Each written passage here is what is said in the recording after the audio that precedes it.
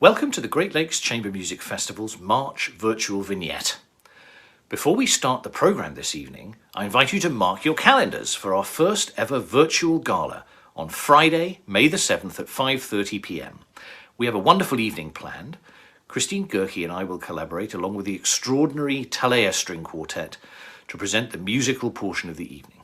Full details, including how to reserve your tickets, will be emailed to you soon and be posted on the festival website. Now I'm excited to introduce multi-Grammy award-winning cellist Nick Photinos and his wife Yasuko Oura, renowned chamber musician and distinguished vocal coach. After the performance, Jennifer and I will moderate a live question and answer session with Nick and Yasuko. Please submit your questions using the YouTube chat feature. As a variation on the theme of the highly anticipated vignette cocktail videos from Jennifer and our daughter Emily, Nick has prepared his own cocktail video, which he will introduce himself. Hi, I'm Nick Photinos, and together with my wife Yasuko Oura, I'm really excited to be performing for you all again virtually as part of Great Lakes Chamber Music Festival's Virtual Vignette series. We'll be presenting a program called Time Transfixed, which is the title of the last piece on the program. And it's based off of a painting by the famous surrealist painter René Magritte. The work depicts a steam train speeding out of a fireplace, and to me has a sense of time both at a standstill but also rushing and crashing forward. And I really think that's a great metaphor for how I and many others have experienced the past year during the pandemic. These four pieces on the program explore a sense of timelessness, each in their own way. And I hope you can enjoy them with another timeless classic, which is the daiquiri.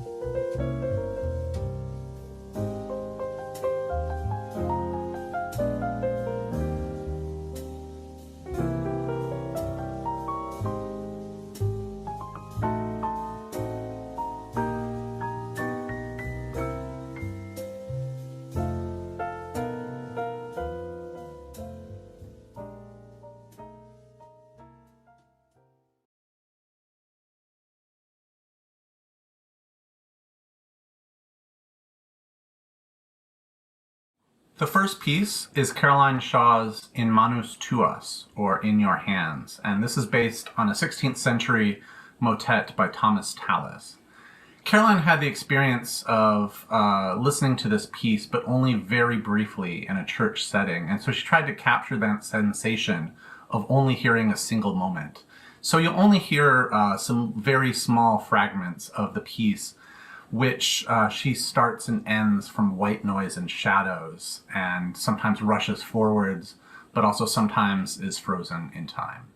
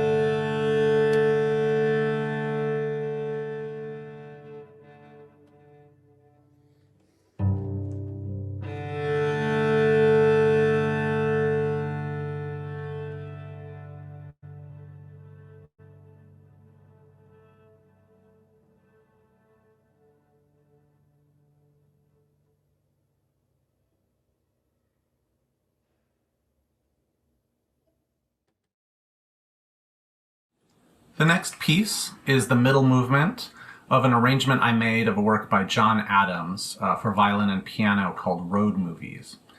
John describes the movement as a simple meditation of several small motives, a solitary figure in an empty desert landscape. To me, the work is also a palindrome, beginning and returning to stillness.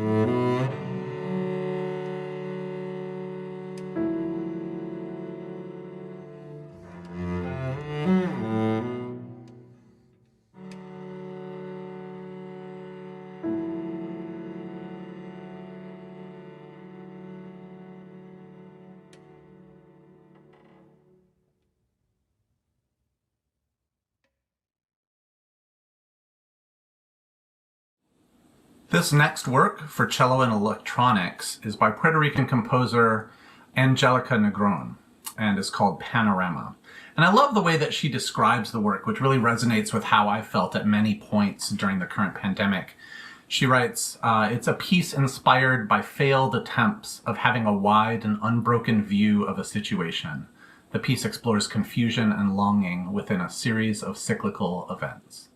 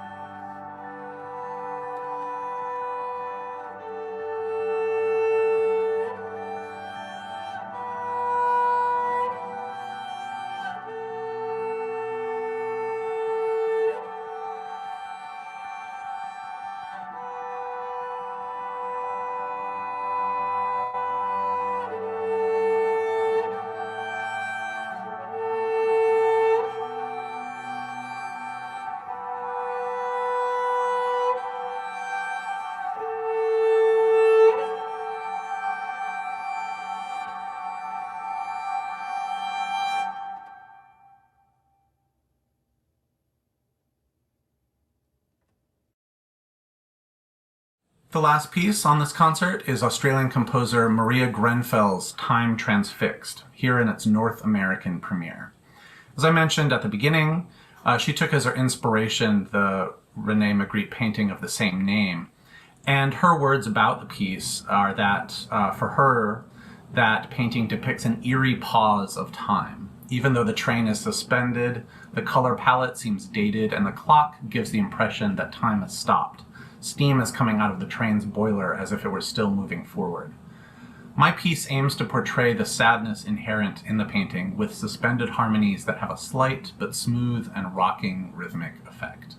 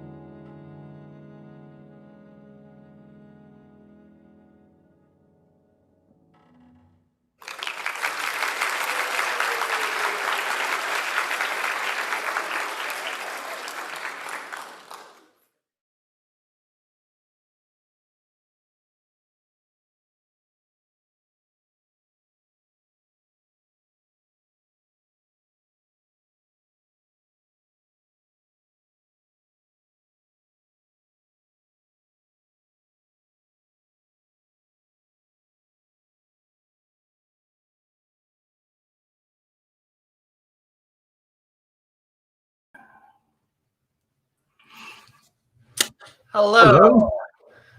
Yeah. Nice to see you. Nice to see you both. Welcome back to everybody who's with us. For those of you who don't know, I'm Paul Watkins. This is my wife, Jennifer, right here. And we're so excited to have Nick Photinos and his wife, Yasuko Oura, with us. And what we're going to do before we start talking about your wonderful, fantastic performance, we're going to raise a glass. Jen has been down in the kitchen with your recipe. With your recipe. So cheers and thank you so Cheers. much. Absolutely. Congratulations.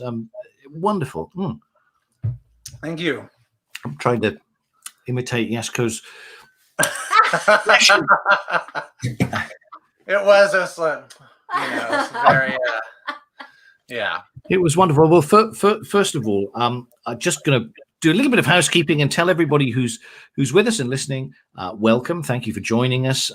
If you'd like to ask a question, we already have a few questions lined up for you, and apart from some of our own, do type it into the YouTube chat feature, and we'll drop and dangle a few questions before you as we go on. But first of all, we just wanted to say thank you so much for wonderfully creative video and a great collection of pieces, and for your beautiful playing for both of you. Thank you so much indeed. Thank you so much. That means a lot coming from you too. No.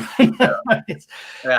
It's wonderful, and I'm so keenly aware that during this pandemic time and in the virtual vignettes that we've had, we've to some extent fallen back on very old and familiar piece, and it was so wonderful to have a program of four. I mean, of course, John Adams is an American classic by now, but also to have three women composers of color as well. Thank you so much for putting that together. Can you tell us a little bit about how you did put that together? Sure. Well, so the idea came, so Maria Grenfell is a composer who I've known for a while. And back a while ago, maybe I think even pre-pandemic, she sent me this piece, Time Transfixed. And it was originally written for saxophone, but she had made an arrangement for cello. And she's like, oh, if you're interested. And I was like, okay.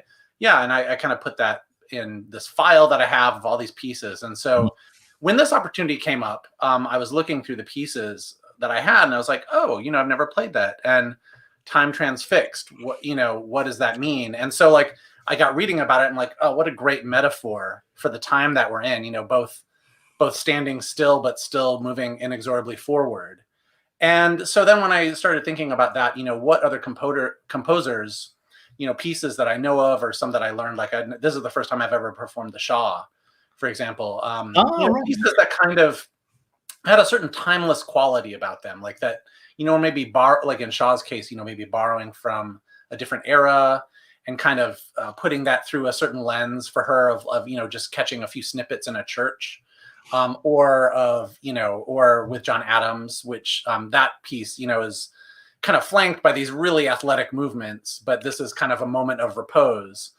And then the Negron too is just this kind of wide open, beautiful expanse that is in a sense timeless, in that it's just, there's not necessarily a melody per se, or it's so slow as to not really be noticeable, but there's yet this sense of time and of it going somewhere. And so they all kind of explore that sense of timelessness in their own way. Absolutely. I mean, I can see actually you've already answered without me even asking a question from one of our board members, Sandy Reitelman, who said, can you see that? Yeah, well, I've got the right glasses. Here it comes. There it is. There's a picture of Sandy too. It's, leading the witness. So, I mean, thank you, Sandy, that they achieved that sense of timelessness. That's really what I was going for.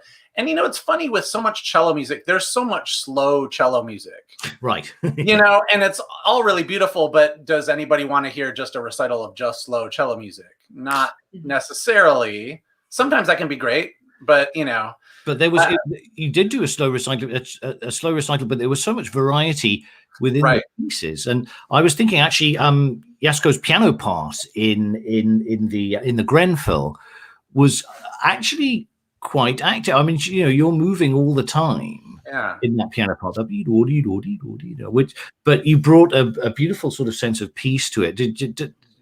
It's kind of contradictory in a way, isn't it? That you get a feeling of time stopping by something that's constantly moving. Constantly in motion. Yeah.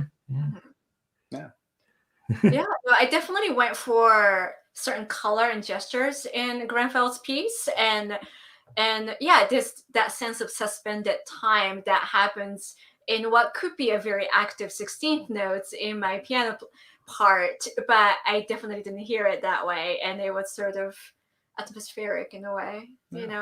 I did look at the painting quite a bit when I was trying to figure out what kind of color to go for, and that image of train coming out of a fireplace is very striking and very much suspended. It is. It's really. It's once you've seen so many of those Magritte images, you don't forget them, do you? They really stick with you. Amazing. They really imprint themselves. Yeah. And it's amazing. Actually, that piece of art is actually at the Art Institute of Chicago. So I've seen it before, and actually, my wife and daughter might go see it tomorrow. I have a mommy-daughter date, so they might get a chance to go see it tomorrow. So nice. And that's your daughter who made her debut for us earlier on in the pandemic. Exactly. Yeah, she's working through her Suzuki books, so we're and she's on violin with the hopes that someday we all get to play in a little trio together. Oh, fun. Not professionally. I'd be overjoyed if at some point we could sit down and, read through a Haydn or something. Absolutely. Yeah. That's great. So does she play piano as well? Or she... No, we tried that, but I think 2 instruments, it's just a lot to practice on a daily basis. So she just had a ukulele lesson. That's so true. There's also that, we had a ukulele. We've been through all that. Yeah. In pandemic, our younger daughters taught herself how to play the guitar on top of everything. So there's a lot of that around. Indeed. But it's so nice, isn't it, to have kids? I don't know, Yasuko, did you attempt to teach her some piano at some point, or? Sorry to bring up. I don't know. No, not really. I mean, even now, I always ask him to help her practice with violin because I'm not very good at supervising. No, but it's even that's hard. She really doesn't like me showing her anything, and we have an extra violin, and I can show her on cello. I've tried to show her on guitar. She just doesn't like. It's really. Most musician parent friends I know, it's really hard to teach your kids. It's just really hard. I don't know if you've experienced that. We have. Yeah. So we have, but one thing that we loved actually was the Suzuki method. It wasn't. I didn't start the cello or the piano that way. But I worked with a lot of colleagues in the UK, really wonderful violinists, particularly who started with Suzuki. And we did start Eliza with Suzuki. And, it gave her a wonderful sort of grounding, actually. It was very, very good, wasn't it? It was, and it was a deeply humbling experience for me because I was the one who went along to the lessons and I had to learn how to play the violin. And she picked it up about 10,000 times more quickly and more easily than I did. And it was deeply humiliating realizing that I had no talent. Nick, when did you start with the cello? Was that your first instrument, or did you start with piano? Well, the story. So my mom was a really avid amateur musician. So she played viola, flute, French horn, recorder. So music was huge in her house, and she didn't make it a profession, but it was there. And I have 2 older sisters, and she encouraged all of us. And so, when I was 5, I really want to play violin. I really want to play violin. My mom's like, okay. So when I was 6, she sent me to the summer camp, and the first time I ever held a violin under my neck, I was like, oh, this is horrible. What else do you have? Yeah. Oh God, no, no. What else do you have? And so they gave me a cello, it just felt right. Oh, this is so much more ergonomic. And so, and that was it, so I started with when I was 6, but my family moved around a little bit. I didn't really kind of get going more until it was lessons weren't continuous until really I was about 12. Mm-hmm. So But yeah. And what about you, Yasuko? So I was born in Japan and raised in Japan for part of my life. And I was like 3 or 4 when I started piano. And I did this through Yamaha's elite program where I think they made me have perfect pitch, and they were teaching us how to compose by the time we were 6. And, we had ear training and music theory. And so I'm that typical Asian pianist. So yeah, you don't hear as much about the Yamaha method, but it sounds pretty intense. Yeah, no, they were great. I mean, I got a great, well-rounded musical education, not just how to play the piano, but theory and ear training was really helpful at an early age. Was this in Tokyo, may I ask, or in another? I was in Kyoto, Japan. Okay. Yeah. Oh, wonderful! Gosh, that's great. And do you still play on a Yamaha piano? Actually, I own Yamaha. Yeah, I couldn't afford Steinway, so I got my Yamaha, and that's what I practice on. Well, I don't know if you know, Nick or Yasuko, but well, you might, Nick, actually. Jennifer's late mother was a pianist, Ruth Laredo. Was a wonderful Swedish pianist who always played on Steinways, and we're very lucky still to have inherited her Hamburg B that she used. But towards the end of her career, certainly when I met her, didn't she move to Yamaha? She did start doing some Yamaha stuff, yeah. Yeah, she was quite impressed by some of the bigger concert grands, right? Yeah, they're doing good pianos. Exactly. So, Nick, you're obviously well known to all of us, to our audience, from being in 8th Blackbird. But I'm really interested to know. You took that path into very, very cutting edge contemporary music. What led you there? Was there a time when you realized that this was the kind of music that you absolutely had to do, and it was really your love, or can you, any sort of moment where you thought, this is really for me? Sure. I always had an interest in contemporary music, and I was lucky, especially in high school. I can think about certain orchestral experiences I had, even playing even in Oakland Youth Symphony, playing a piece by Ollie Wilson, or having conductors. The first time I played Rite of Spring, and that being blowing my mind. And so going to Oberlin, I think, had a lot to do with it too for our undergrad, which is incidentally where we met. And you've just ticked off another question that someone asked. I swear I didn't see these questions beforehand. So we met at Oberlin and in freshman year. Great. And there's a really high percentage of OBs that go on to marry other OBs, but that's 60%. Yeah, it's kind of crazy. We'll let our daughter know who's a freshman there. Oh, right. Yeah, and it was always really encouraged. The person that put together 8th Blackbird, who's still a mentor to the group, Tim Weiss, and who's still there. He really, it was more than just being a great teacher. It was really instilling a love of that repertoire, and really not treating it as other, but really treating it as this music has things to say that are relevant to our time, and really bringing us into that. And for me, I mean, there's still so much about, I love a lot of the cello repertoire, and even today's pieces weren't necessarily avant-garde necessarily. They were, I think kind of tonal, even, key signatures and stuff. But I really like,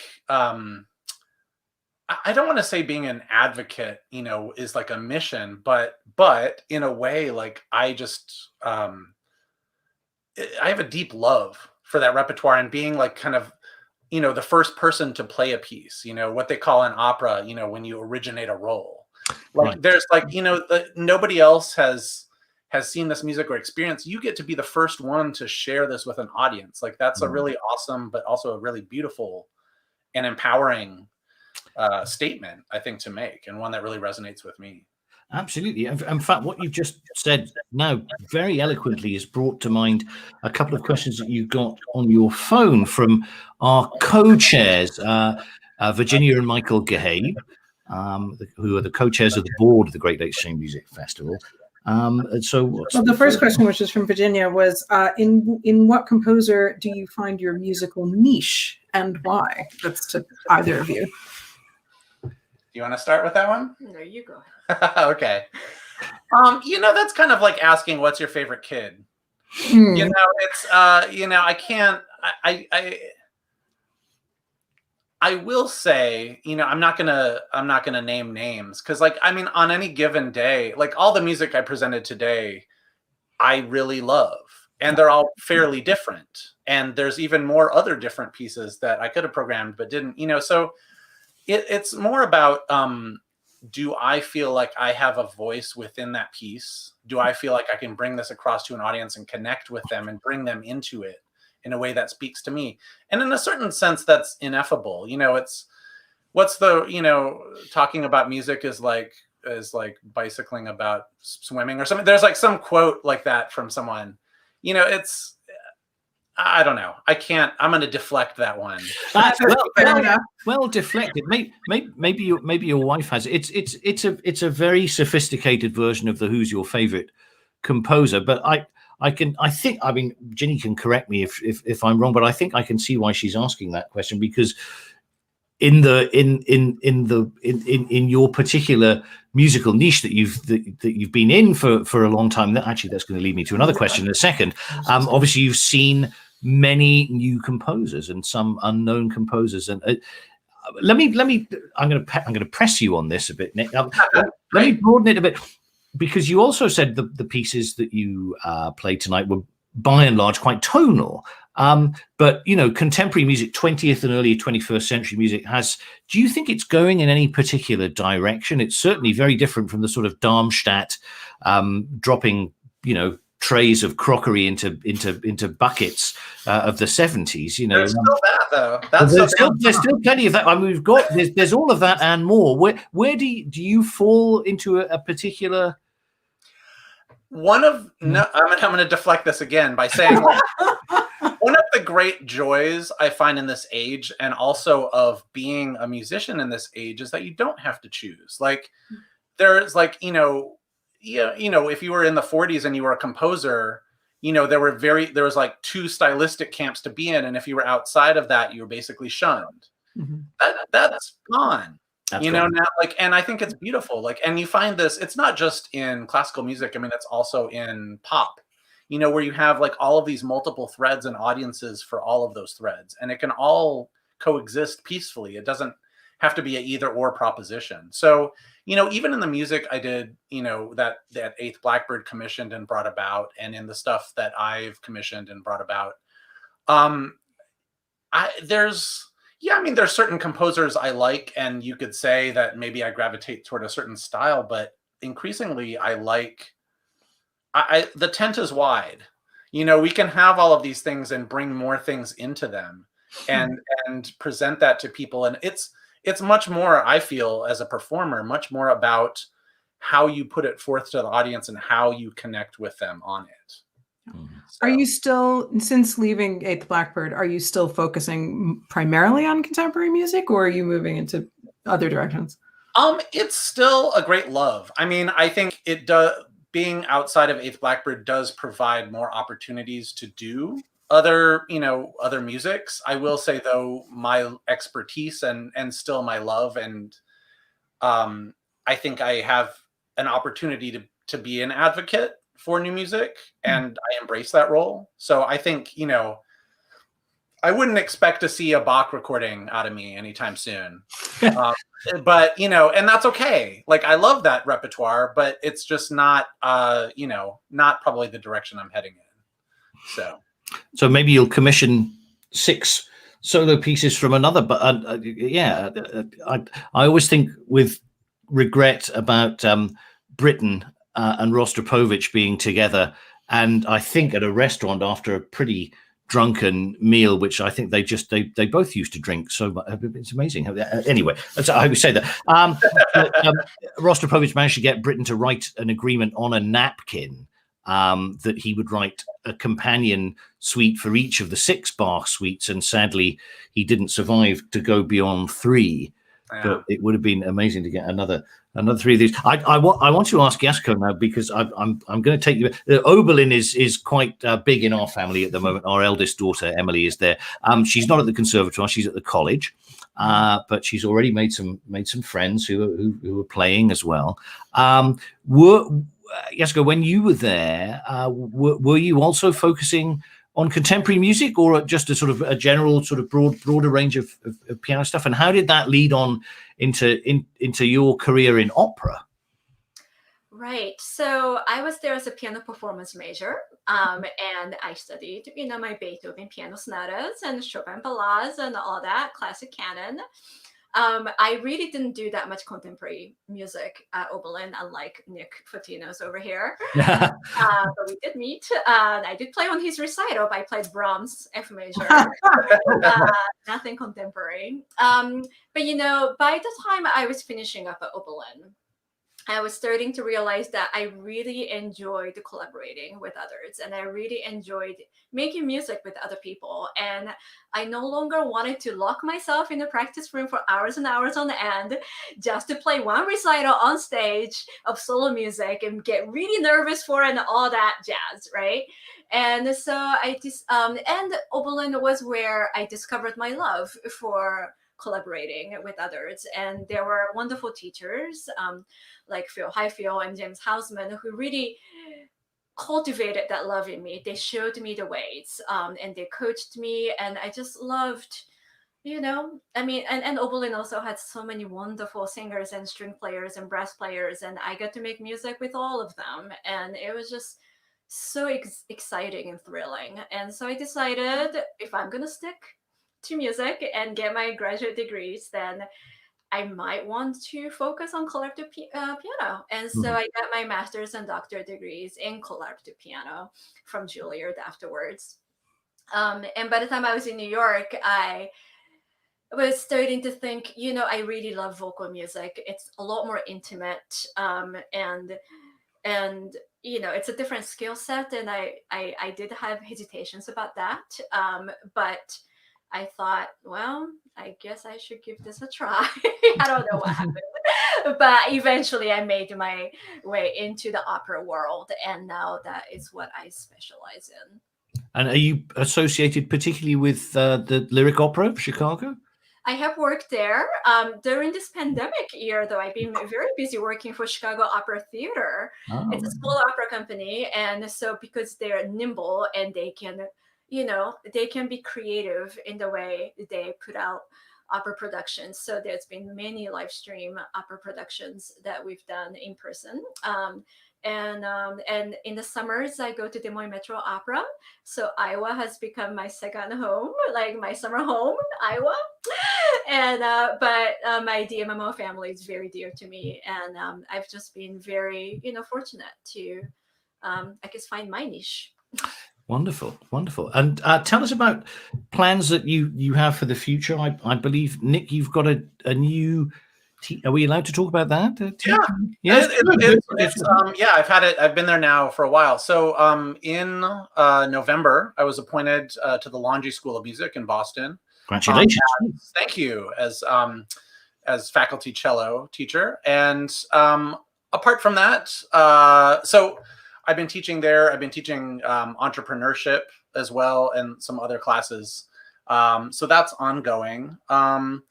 Also, been doing my own entrepreneurial activities, especially a program called 1-2-1, which I just finished up this past Sunday in its 5th iteration. And it's basically a week-long interactive program for composers and performers, just single pairing together to write a piece and have guest faculty come and coach and have discussions, and which has been really amazing and kind of stemmed out of my experience last summer with all of the festivals.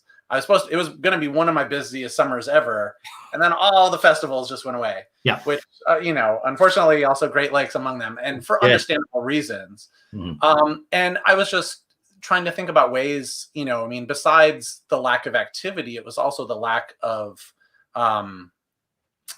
community, of that community building that I have, especially every summer. I've been teaching now for 14 years at the Bang on a Can Summer Festival in upstate Massachusetts. Mm-hmm. And that's a 3-week festival that, you know, a lot of new music is played and a lot of people come together. And I really missed that sense of performing with people, sharing ideas, creating new music. And I wanted to create a platform to do that. So that was kind of my answer to that. And that's been really great to do. So that and some other entrepreneurial activities as well. Great, good for you. Well, it's wonderful to keep. I mean, I think although my own personal playing life has been perhaps a bit more conservative recently, but I just think about the beginning of my career playing in the BBC Symphony Orchestra, playing a tremendous amount of contemporary music, and also in the Nash Ensemble, and now talking increasingly to my brother during pandemic times, who just had his second symphony premiered yesterday in Manchester by the Halle Orchestra behind closed doors. He married a composer himself, probably as you know, Helen Griman. I think it's so important to be cultivating composers all the time, and I take my hat off to you for continuing to do it after leaving 8th Blackbird. It's great. It's absolutely wonderful. Thank you. It's really good. I think we're getting to winding up time. Is that correct? We're going to have to be being told we need to just in case you can't see that. I don't know if you can see the comments too. Terry and Bob Ryan are sending greetings, especially to St. Yasuko from San Francisco. Oh, I see that. I miss you guys. Thank you so much. A number of people who loved it, including Janice Steinhardt, Sandra Pice, Nancy Jones, our own Raina Kogan. It's been absolutely great. I know that I've left out one question, which I'm going to deflect as well, because it's from our other board chair, Michael Gehabe, who was asking about pandemic. Well, actually, I think we've got time just to quickly cover this. The piece that was written for you by Maria Grenfell, that was not written during the pandemic, though, was it? Or? No, it's actually it's a bit older piece, so it's from 2000, but the version for cello and piano is from 2020. From last year. Right. So it's only been performed one other time, I think. I see. So in terms of Michael's question was about it was quite a historical question and very interesting about were there specific chamber music pieces inspired with the 1918 pandemic? You know, not to my knowledge, but you know, I wonder if there's going to be, because I read an article early on in the pandemic that talked about, you know, the artistic influence of the pandemic and what happened in the aftermath. And the point of the article, at least, said basically everyone was so in a rush to get back to normal and just do their thing that it was really just completely forgotten. Like there weren't memorial pieces, there weren't, you know. So, but I wonder, you know, I wonder if some pieces can be viewed in that light. I don't know. Not to my knowledge. I have to think about the Debussy cello sonata, which was written just slightly before the pandemic, but that was certainly, you know, he it was around, you know, and he I mean, he already had cancer when he wrote that anyway, but there's a certain sort of angst in certain pieces from that time that must have been something in the air. Yeah, well, I mean, that was also, you know, on the footsteps of World War II. Exactly. So, you know, there was a lot in the air, even besides the. Exactly. You know, it's anyway. I just wanted to say to Michael, and I could say this to him privately as well, but I did look it up briefly, and there is an interesting article via the BBC Music magazine about 1980. All I could find from it on a brief glance was that Stravinsky, Rachmaninoff, Bartok, and Szymanowski they all got nasty cases of the Spanish flu. And thankfully survived. But so there we are. So it's a lesson for us to stay safe. We're going to say a warm goodbye to you in a second. I'm going to just a few things that I always say at the end of these vignettes. I want to thank all of the festival's benefactors, the sponsors, our donors for making this possible. It was a wonderful way to finish our series of virtual vignettes. Thank you again, Nick and Yasuko. It was really, really inspiring. We welcome you to join us in continuing to support our artists, whilst not you personally, Nick and Yasuko, just you out there, while safely bringing great music directly into your home by donating on our website, which is greatlakechambermusic.org. And actually, plans are coming together for the 2021 Great Lakes Festival. They're fluid, but we'll see what's going to happen. We hope with some live in-person concerts, which will take place from the 12th to the 19th of June, followed by online virtual performances in July. Opening night will be Saturday, June the 12th, at the Kirk in the Hills. I'm crossing my fingers as we say this, followed by a series of outdoor concerts in a tent, I think, at Temple Bethel. I'm excited to announce tonight that in addition to myself, this year's artists will include Philip Setzer, Tessa Lark, Cindy Wu, Kate Lee, Alessio Bax, and Nicholas Pan, the wonderful tenor. We will also have 2 Schaus ensembles, the Yavalis Quartet and the Viano Quartet. Wonderful, wonderful young string quartets. Full program details, including concert times, dates, repertoire, and ticket sales, will be announced in April. But before that, we look forward to seeing you all again virtually on the 7th of May, Friday the 7th of May, for the virtual gala celebration with Christine Gerke, myself, if I do enough piano practice, and the Thalia Quartet. Thank you so much, Nick, Yasuko. Very, very wonderful performance, and good luck for the rest of the year. Thank you to you too. It was our absolute pleasure to perform. Thank you both. Thank you Thank very, you so very, much. very much. Cheers. Yeah, cheers. Cheers to all of you. Bye-bye. Good night. Good night.